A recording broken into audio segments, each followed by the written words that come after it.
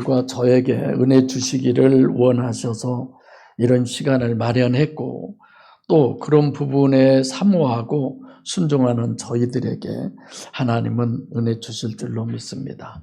오늘 본문 제목의 말씀이 호산나 찬송하리로다 본문에 나오는데, 실질적으로 하나님의 역사를 우리가 하나하나 보면 이루 말할 수 없을 만큼 우리는 은혜 안에서 살고 있고, 여러분들의 목적이 이것 정도는 하나님 나한테 더해주세요, 이것도 더해주세요 이럴런지 모르지만 저는 이만큼만이어도 충분합니다, 이런 생각을 해요.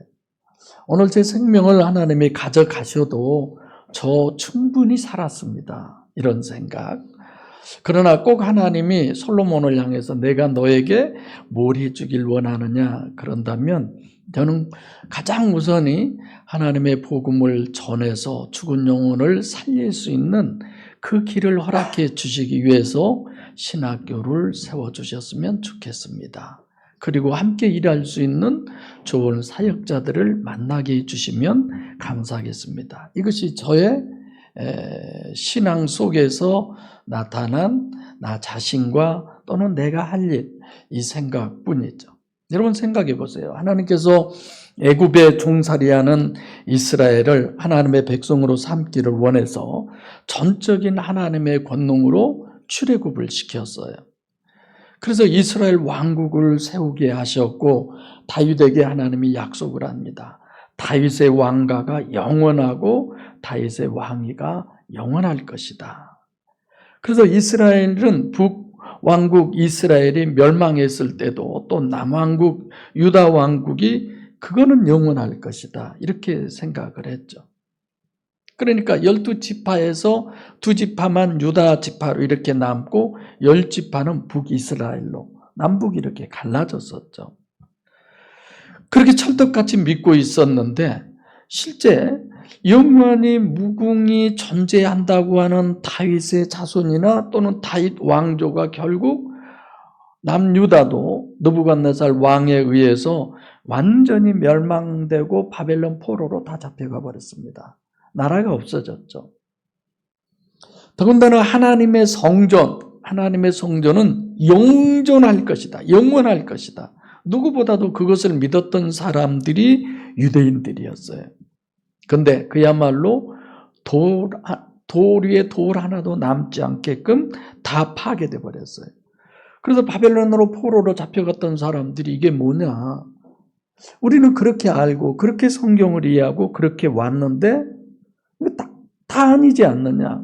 그래서 그들이 다시 성경을 연구해서 하나님이 약속하신 다윗 왕과 다윗 왕조가 이사야서 7장 14절, 9장 6절, 11장 1절로 2절 계시한 것처럼 완전한 인간이면서 완전한, 동시에 하나님인 신인, 이 두 부분을 가지고 계신 신인 메시아에 의한 구원을 얘기하는구나, 이렇게 그제서야 인식을 하게 됐죠. 바로 정립을 하게 됐죠.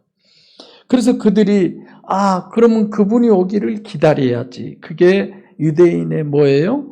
메시아 대망 사상입니다. 왜 제가 이 얘기를 서두에 하느냐?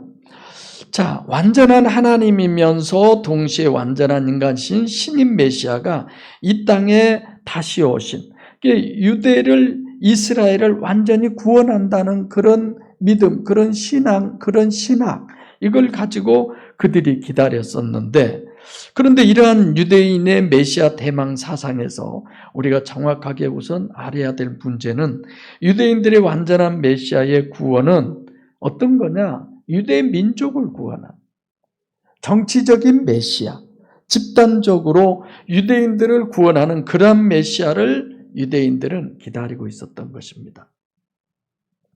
지금은 어때요? 이번에 우리가 성지순례 가서 예루살렘 그 서쪽 벽, 통곡의 벽이라고 그러죠? 거기에 가보니까 마치 그때 일주일 6일 행사였었나요? 그래서 마지막 날이어서 엄청 복잡하고 그럴 때 우리 거기 갔었는데 그들이 기도하고 있는 것은 뭐예요? 여전히 정치적인 메시아, 집단적으로 유대인들을 구원할 메시아, 그 메시아를 아직도 그들은 기다리고 있습니다. 그러면 신약적으로 봤을 때, 성경적으로 봤을 때 그들은 아직도 성경 정립이 제대로 안 돼 있는 상태들이죠. 그래서 오늘 본문이 중요한 것은 2500년 이상 유대인들이 날마다 고대하고 기다리던 메시아가 드디어 오시는 거예요. 그 메시아 대망 성취가 오늘 본문에서 기록된 대로 이루어지고 있어요. 그래서 그들이 호산나 찬송하리로다. 호산나가 뭐예요? 우리를 구원하소서. 드디어 구원할 메시아가 오셨다. 주의 이름으로 오시는 왕, 이스라엘의 왕, 메시아. 그렇게 찬송을 부르면서 기다리고 있었던 그분이 오신 거예요. 근데 우리가 생각해야 할 것은 왜 예수님의 메시아가 예루살렘 입성을 하시는 게 메시아 대망 성취냐 이거예요. 그들이 그토록 기다렸던 그 메시아 성취가 오늘 예수님이 어린 나귀를 타고 예루살렘에 입성한 것이 그 메시아 대망이 실제로 이루어진 것이냐 이겁니다. 저는 이 본문을 보면서 제 마음에 여기 섰을 때 엄청 설레임이 있어요. 예루살렘에 예수님이 입성한 게 실제잖아요. 예수님이 저와 여러분의 심령 속에 실제로 입성하는 시간이 이 시간이기를 저는 간절히 원해서 제 마음이 엄청 설레는 겁니다. 할렐루야. 지금 예수님이 실제로 예루살렘을 성을 들어가잖아요. 오늘 이 말씀을 듣는 우리들은 그 주님이 그 보혜사 성령으로 오늘 여러분과 제 심령 속에 실제로 입성하는 진짜 우리 안에 임재하는 그 역사가 있어야 됩니다. 아, 성경은 그랬어. 진짜 똑소리 나게 말씀해. 그게 중요한 게 아니에요. 정말 그분이 우리 안에 임재하셔야지. 그들이 수천 년 동안 메시아 대망 사상이 있었던 것처럼 여러분들과 저도 우리 심령 안에 하나님이 임재하신 임마누엘을 얼마나 기다리고 사모하고 원하고 있습니까? 그런 거잖아요. 그게 우리에게도 오늘 본문을 통해서 이루어지는 역사가 있어져야 합니다. 며칠 전에 성경을 보고 예수님이 기뻐했어요. 맨날 슬퍼하고 그냥 그런 사람인 것 같지만 어떻게 기뻐했냐? 성령으로 인해서 기뻐했어요. 여러분들과 저도 돈 많아서 기뻐하고 장사 잘 되니까 기뻐하고 건강하니까 병에 안 걸려서 병에 나아서 뭐 좋은 사람들을 만나 그런 기쁨도 물론 필요하죠. 그러나 본질적인 성령에 의한 기쁨이 넘치시기를 바랍니다. 그건 우리 심령 안에 눈에 보이는 예수가 예루살렘에 입성하듯이 무감지 무지 무식인 보혜사 성령 하나님이 우리 안에 입성하실 때 그 기쁨은 있는 거예요. 할렐루야. 나는 막 설레는데 그냥 아멘 정도나. 자, 왜 예루살렘 입성을 하시는 게 메시아 대망의 선지냐? 마태복음 20장 20절로 21절에 그들이 야고보와 요한이 이제 자기 아들인데 그 두 아들을 어머니가 데리고 와서 당신이 이렇게 정치적인 메시아, 유대인의 메시아로 와서 로마를 물리치고 새롭게 나라를 세우면 우리 두 아들을 한마디로 해서 하나는 좌의정, 하나는 우의정으로 예수님이 왕 되면 우리 두 아들이 하나는 오른팔, 하나는 왼팔 그런 자리에 앉게 해 주십시오. 이것만 들어봐도 아, 이들은 진짜 정치적인 메시아를 믿었구나. 그 메시아를 그들은 기다렸구나. 이런 걸 충분히 우리가 알 수 있잖아요.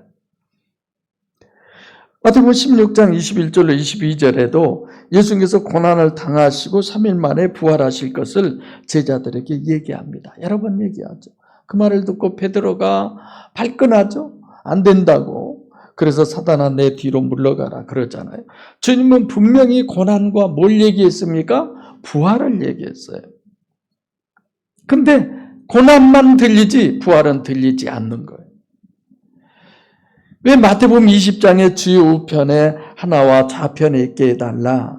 다시 말씀드리면 예수님이 등극을 한다는 거예요. 왕으로.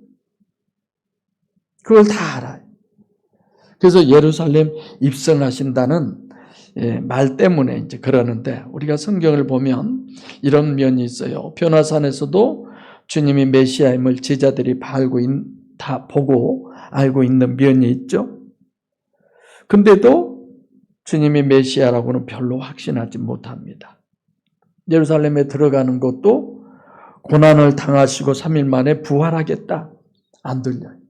예루살렘에 뭐만 들려요? 입성만 들려요. 왕 되는 겁니다. 그러니까 지금 성경이 계시하는 것으로는 메시아의 성취는 예루살렘에 입성하는 것입니다. 그래서 호산나 주의 이름으로 오시는 이스라엘의 왕이요. 오늘 본문 호산나 구원하소서, 메시아 신인 메시아에 의한 구원론을 오늘 우리에게 얘기하는 게 본문의 목적이죠. 그 구원론을 우리가 알고 맞아. 나라고 하는 예루살렘, 내 심령 안에 예수님이 예루살렘에 나귀를 타고 입성했듯이 보혜사 성령이 우리 심령 안에 입성하는 날이 오늘이어야 되겠다. 그렇게 설교를 해야 되겠다. 이런 생각을 저는 하고 여기에 쓴 거죠. 근데 실제로 보면 지금 중요한 것은 예수님께서 예루살렘으로 들어가시는데, 들어가셔서 뭘 하게 돼요? 뭐예요? 십자가죠. 죽으러 가는 거예요. 죽으러. 그러니까 이 길이 우리가 봤을 때 십자가의 길이냐 아니면 무슨 길일까요? 부활의 길이냐입니다. 우선 본문을 우리가 보면 유대인의 메시아 대망 신학, 이런 어떤 사상, 이런 것부터 우리가 정확하게 알고 있어야 돼요. 그냥 여러 번 얘기했기 때문에 제가 간단하게만 합니다만은, 완전한 하나님이면서 동시에 완전한 인간인 이새의 줄기에서 한 싹이 난다. 그는 전능하신 하나님, 영전하신 아버지, 평강의 왕, 불사조, 이렇게들 다 알고 있죠. 근데 그들이 생각한 그 메시아는 단일체예요, 이중체예요? 단일체로 보는 거예요. 메시아의 몸 자체가 하나님이고 몸 자체가 인간이다. 그래서 그들은 늘 표적과 어떤 기사, 이런 것들에 엄청난 관심을 가지고 있어요. 그래서 더 큰 표적을 보여달라고 하는 게, 예수님이 그렇게 하셨던 것이 그들의 양에 차지 않는 거야. 왜요? 그보다 더한 모세라고 하는 사람은 그보다 더 어마어마한 기사와 이적과 표적을 행했는데 메시아가 아니었다는 거죠. 그러면 당신은 그보다 더 해야 되는 거 아니냐, 이런 주장을 그들이 펴는 겁니다.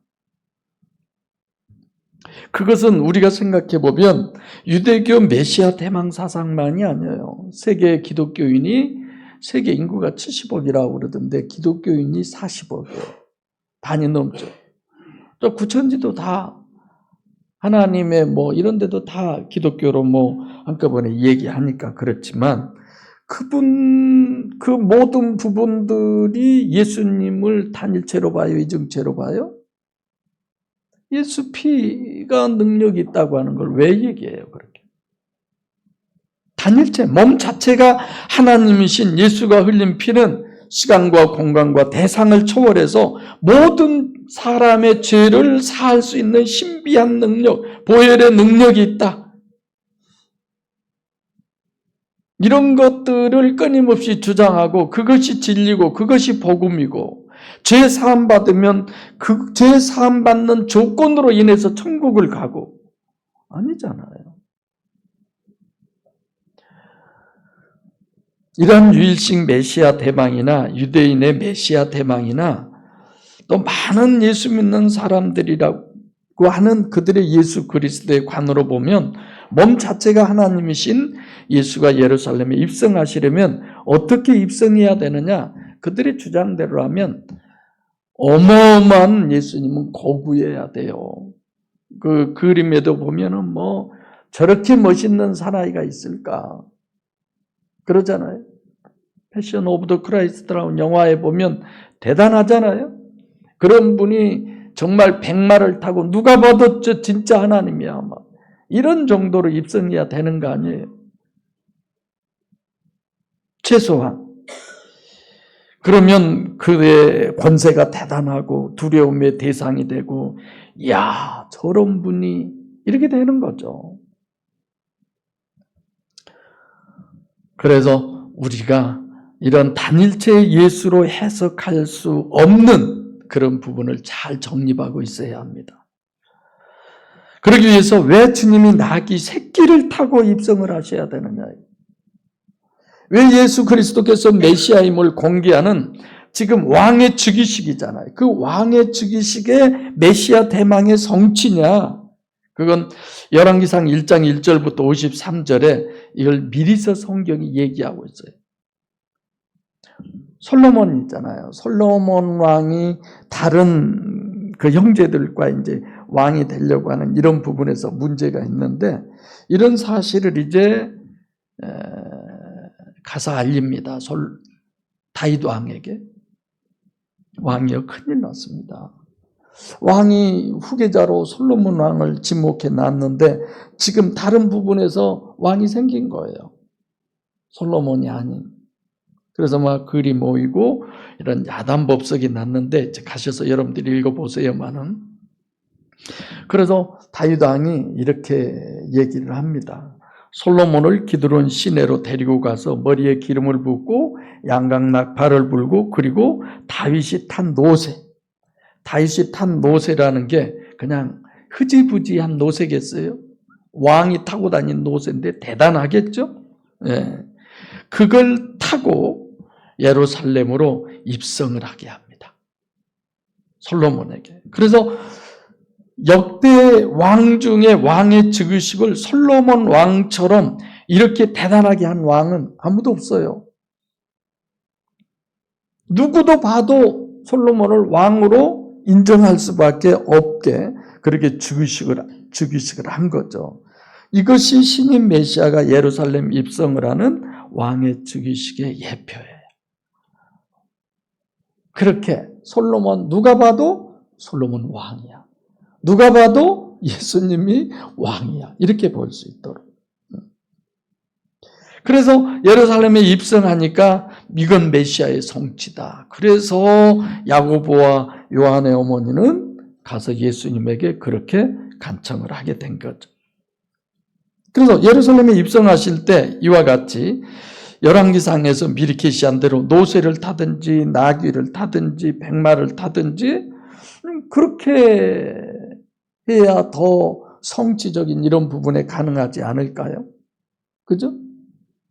근데 우리가 생각할 때 이제 방향을 바꿔서 지금 메시아는 어떤 메시아예요? 육적인 메시아예요? 영적인 메시아예요? 네.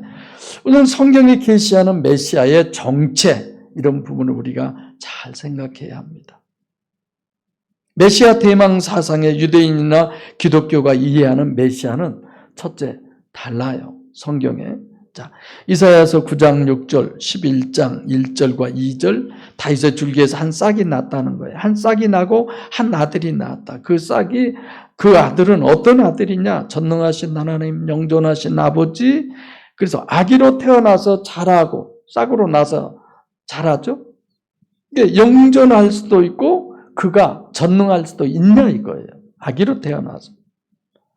그래서 늘 얘기하지만 겉사람은 뱁새인 육체 우선이고 동시에 속사람은 전능하신 하나님이에요. 이런 이중체지 단일체가 아닙니다. 오늘 본문에도 주의 이름으로 오시는 이 그러잖아요. 여러분, 주의 이름으로 온다는 것은 내가 예를 들면 윤 대통령의 어떤 메시지를 가지고 왔으면 비록 겉으로 보기엔 나지만 실제 그 메시지는 누구예요? 윤 대통령이잖아요. 그런 거죠. 그래서 성경이 계시하는 신인 메시아는 완전한 하나님이면서 동시에 완전한 인간은 겉사람은 보잘것없는 보라 세상 죄를 지고 가는 하나님의 뭐예요? 어린 양. 속사람은 누구예요? 전능하신 하나님. 이중체죠. 여러분들과 제 안에 하나님을 모셨으면 겉으로 보기엔 한 인간이지만 실제 그 안에는 누가 계셔요? 하나님이 계시는 거죠. 내가 그런 걸 신주단지라고 그러잖아요. 신을 모신 사람. 이게 성전이지 저 예배당이 성전 아니잖아요.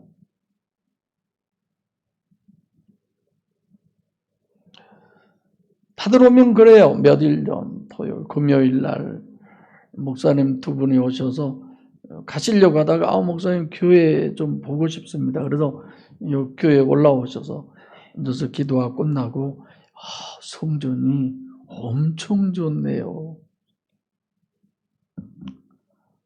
여러분들과 제가 성전이어야죠. 여긴 예배당이고. 그렇죠? 감난산 위에서부터 나귀 새끼를 타셨어요. 새끼가 애미하고 같이 있는 새끼예요. 애미하고 같이 있는 새끼는 어떤 정도예요? 젖 먹는 존재, 젖 먹는 존재. 근데 이번에 가서는 우리가 그렇게 가지 않고 저 양문 쪽으로 갔지만 대부분 팔복교회입니까? 그쪽에서 바로 내려가면 굉장히 가팔라요. 그냥 내려가기에도 그렇게 편한 길이 아니에요, 거기가. 이렇게 내려가서 또 이제 비탈지게 올라가야 돼요. 그러면 예수님이 젖 먹는 그 양을 타고 간 걸 뭐 정결, 성결한 양, 뭐 나귀, 새끼 뭐 이런 식으로 얘기를 하던데 그런 게 아니죠. 그만큼 예수님의 육체가 별 볼 것 아니었다는 거예요. 그래서 성경에 보면 스가랴서 9장 9절에 이렇게 미리서 예언을 해놨습니다. 왜 주님께서 이렇게 나귀 새끼를 타셨느냐? 겸손해서 타셨다고 그래요. 성경에 그렇게 써져 있어요. 메시아를 해석할 때 나귀 새끼라고 하는 말만 하지 예수님이 몸이 얼마나 하느냐 이런 내용은 전혀 없어요. 사실 성경에. 근데 겸손해서 그래서 나귀 새끼를 타셨다. 그리고 그 예수는 어떠냐? 대단하고 능력이 있고 나귀 허리 부러져요. 말도 안 되는 소리죠. 이 얘기는 굳이 할 필요는 없는데 육체가 단일체인 그분이 누구다라고 주장을 하니까 제가 이런 얘기를 해요. 하나님이라고 하니까 아닌데 실제적 신앙을 위해서 마지막 생애를 지금 마치는데 예수님이 나귀 새끼를 타고 입성하는 거예요. 오늘 내용이 실제 예수님의 공생애의 전체를 얘기하는 거예요. 지금까지 보잘것없고 별 볼 것 없었지만 왕이야 이분이. 그걸 우리에게 얘기하잖아요. 어떤 왕? 영적인 왕. 늘 예수님은 지금까지 그랬잖아요. 자기를 숨겼잖아요. 문둥병자를 고치고도 가서 내가 고쳤다고 말하지 말아라. 다른 병자들도 마찬가지. 제자들에게도 마찬가지였어요. 뭐라고 그래요? 변화산 그 사건 이후로도 내가 죽은 자 가운데서 부활하기 전에는 아무에게도 말하지 말아라. 늘 이런 거예요. 요한복음 7장에 보면 예수님의 형제들이 예수님한테 그런 얘기를 해요. 아니, 당신을 나타내기 위해서 이런 거 하는 거 아니냐. 당신이 하나님이라고 나타내기 위해서 이러는 거 아니냐. 모든 것이. 그런데 왜 자꾸 감추려고 하냐. 이해가 안 간다는 거예요. 그렇지 않습니까, 사실? 근데 예루살렘 입성하는 장면은요, 유일하게 주님의 생애 동안에 완전한 주님 자신이 내가 누구다 이걸 공개를 하는 겁니다. 많은 사람들이 다 알게 하기 위해서. 그래서 메시아라고 그러면 말하지 마. 조용해. 함구령을 내렸었잖아요. 근데 여기는 그렇지 않습니다. 다른 사람이 호산나 주의 이름으로 오시는 이여 이 완전 공개를 하는 거죠. 그래서 이렇게 주님의 정체성, 주님의 모든 사역에 총결산을 하는 게 오늘 본문이에요. 가장 중요하죠. 자, 시작이 12절에 그 이튿날에 그랬어요. 지금 오늘 본문을 제가 지금 자른 거죠. 내용을 한 문맥을 갖고 하는 거 아닙니다.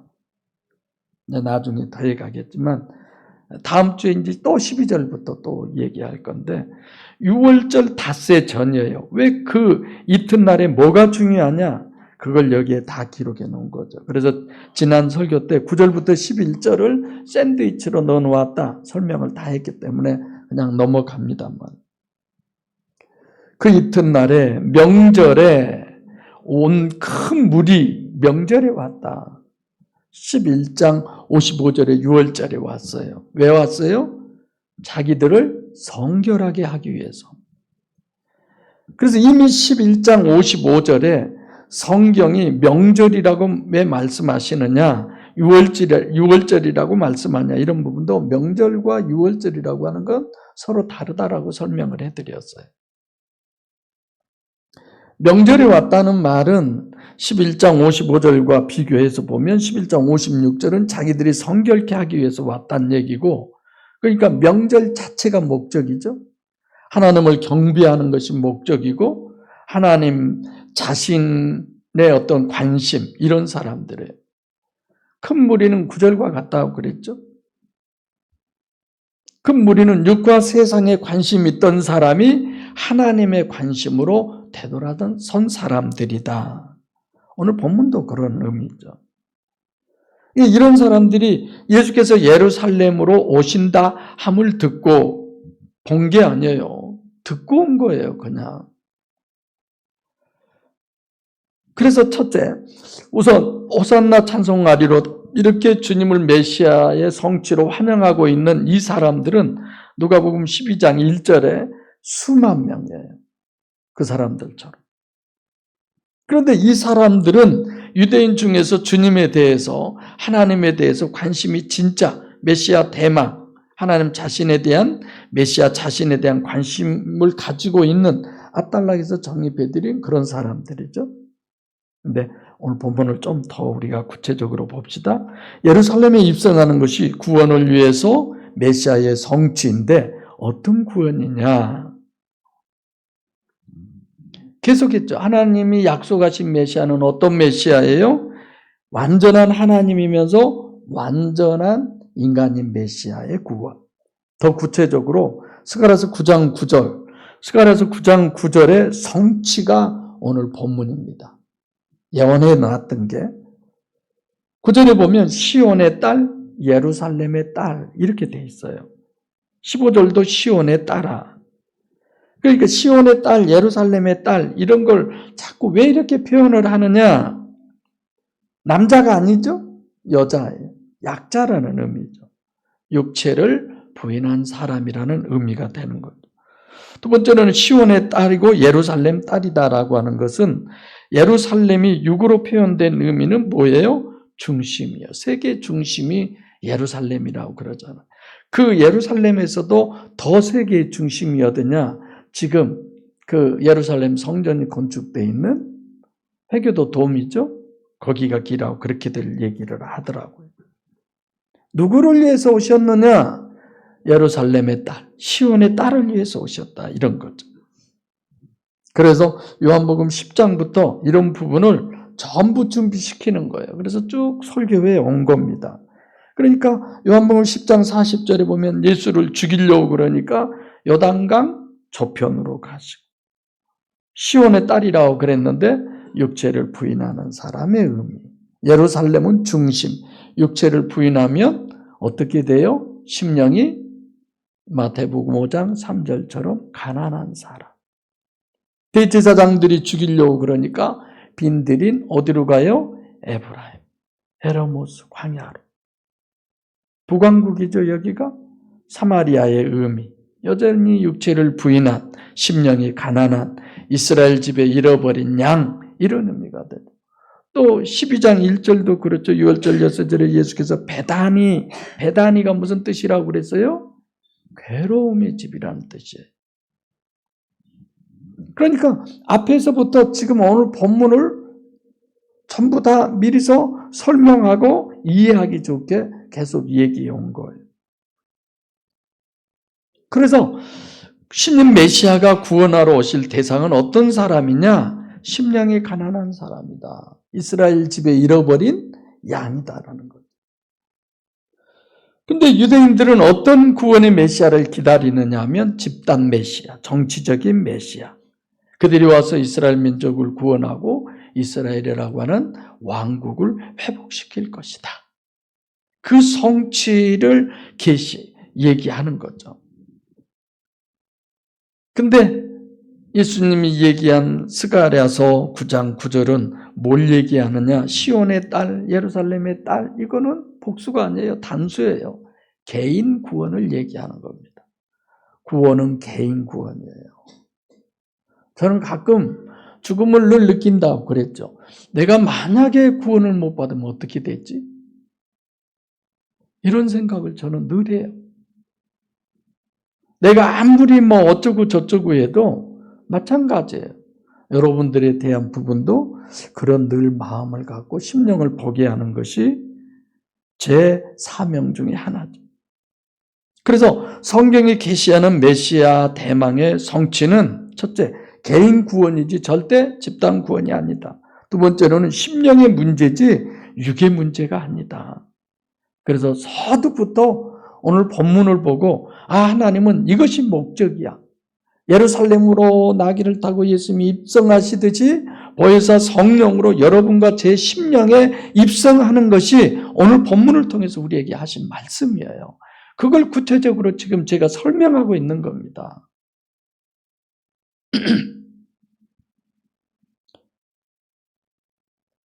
그러니까 1절부터 8절 그리고 본문 19절까지 이런 부분을 전부 보면 9절로 10절 이 부분이 항상 샌드위치라고 그랬어요.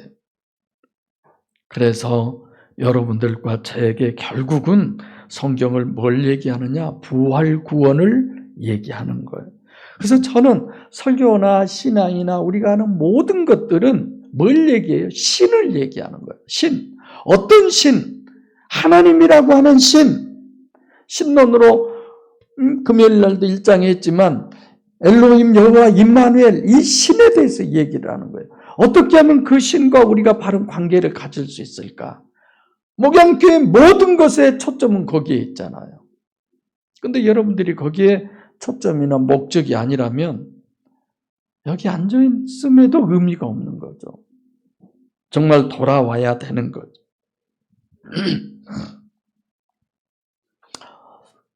그래서 본문의 핵심은 주님이 나귀를 타고 예루살렘에 입성하시는 것은 메시아 성취는 틀림없는데 이 메시아의 구원의 성취가 십자가의 피로 성취하는 것이냐 아니면 부활로 성취하는 것이냐 이걸 더 여러분들과 얘기를 나누고자 합니다. 마태복음에 보면 이 사람들이 호산나 그랬다가 예루살렘에 입성한 다음에 그들이 이렇게 얘기해요. 아니 저게 누군데 저러냐. 호산나는 온데간데 없어지고 그들의 대답이 뭐라고 그래요? 나사렛 예수 선지자다. 이렇게 얘기하죠. 예루살렘에 입성하시는 것은 스가랴서 9장 9절에서 제시하는 것처럼 신인 메시아의 구원의 어떤 가시적인 눈에 보이게 하는 완전한 계시인데 과연 그것이 십자가의 구원이냐 부활 구원이냐예요. 너무 십자가의 구원에 우리는 뭐라고 그럴까요? 내가 아브라함과 이삭 고차 손집사님 입만 보고도 내가 그냥 너무 고착되어 있는 거야 거기에 아무렇지도 않게 생각을 하고 저는 이번에 그 선교 대회 가서도 저는 회원이 아니니까 늘 뒤로 빠졌잖아요. 그냥 가도 저 밑에 길에 가서 3층이니까 1층 길에 가서 안녕히 가세요 뭐 이렇게 인사만 하고 근데 이제 그 대회하신 분이 불러가지고 마지막 날 목사님이 여기서 나가신 분들 목에 십자가 목걸이 하나씩 걸어주세요. 아유 저 하실 분들 많이 있는데 나 피곤한데 왜 나 시키세요? 아유 목사님이 하셔야 된다. 그 십자가 목걸이 하나씩 걸어줬어요. 우리도 걸어줄까요? 그게 무슨 의미가 있는데. 근데 그게 그렇게 대단한 거예요.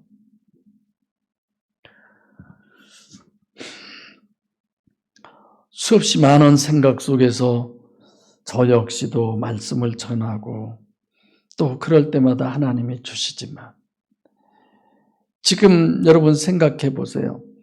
내가 십자가 구원이냐 부활 구원이냐 이런 부분에 왜 부활 구원인데 예루살렘의 입성을 이렇게 가시적으로 꼭 해야 되느냐. 부활 보이지 않잖아요. 왜 그러느냐? 왜 꼭 이렇게 하셔야 되느냐? 요한복음 11장 부활장으로 해서 부활을 왜 계시하셨을까? 나사로가 무덤에서 살아나온 걸 갖다가 부활이라는 용어를 써가지고 에게이로 에크 네크로스. 주님은 어떻게 부활하시느냐? 주님은 전혀 다른 모습으로 부활하시잖아요. 메시아의 성취를 계시하는 것이고 예수 부활의 실제를 물리적이요 육적으로 계시하는 것이 11장이에요. 예수님은 이제 다른 모습으로 부활하시니까 같이는 아니죠.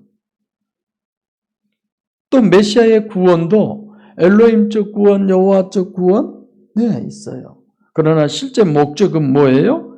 임마누엘 구원이죠. 그런 걸 눈에 보이지 않는 걸 눈에 보이는 것으로 우리에게 눈에 보이지 않는 것을 설명해 주는 겁니다. 여러분이 찬양을 해도 여러분들이 기도를 해도 주님이 들으시는 거예요. 주님이 보고 계시고 주님이 알고 계시고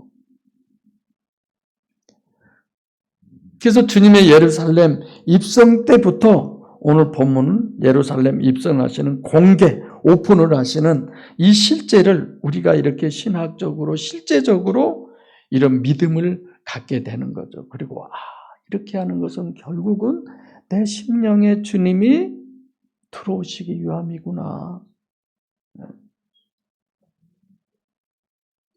그러니까 예루살렘 인투 속으로 중심에 오신다는 거죠. 심령이 가난한 사람, 자기를 부인한 사람, 그 중심에. 나사로가 죽었을 때 무덤에 예수님이 들어갔어요? 아니잖아요. 안 들어갔어요. 근데 오늘은 들어간 걸로 표현되어 있다고 그랬잖아요. 영으로 들어간 의미지. 실질적으로 우리가 하나님이 내 안에 계시지 않으면 우리가 뭐예요? 시체가 네크로스죠. 죽은 것 속으로 들어오는 거예요. 주님이. 생명이 들어오는 거예요. 그리고 그 원어도 다 얘기했어요. 호예수가. 예루살렘 입성도 우리가 눈으로 보면 육적인 예수가 들어가지만 실제 누가 들어가요? 호예수가 들어가요. 강의 시간에 더 구체적으로 하겠습니다. 그래서 주님께서 의도적으로 계획하셔서 나귀 새끼를 일부러 탔어요. 마태, 마가, 누가복음, 본문도. 제자들을 보내가지고 일부러 나귀 새끼 데려오라고 해요. 복음서에서는 그렇게 얘기하죠. 여기 요한복음에서는 그 얘기가 구체적으로 되어 있지 않지만 우연히 어떻게 하다 보니까 나귀 새끼를 만나서 탔다 이런 식으로 우리가 이해하기 쉬운데 지금 오늘 본문 여러분 봐보실까요? 14절 시작. 예수는 한 어린 나귀를 만나서 타시니 가다가 그냥 우연히 만나서 탄 것처럼 아니에요. 번역이건 잘못되어 있죠. 철저히 계획하고 타신 거죠. 그러니까 예수님이 나귀 새끼를 타고 예루살렘에 입성하시고 또 호예수가 나귀를 타고 예루살렘에 입성하시고 둘을 합해서 우리가 볼 수 있어야 돼요.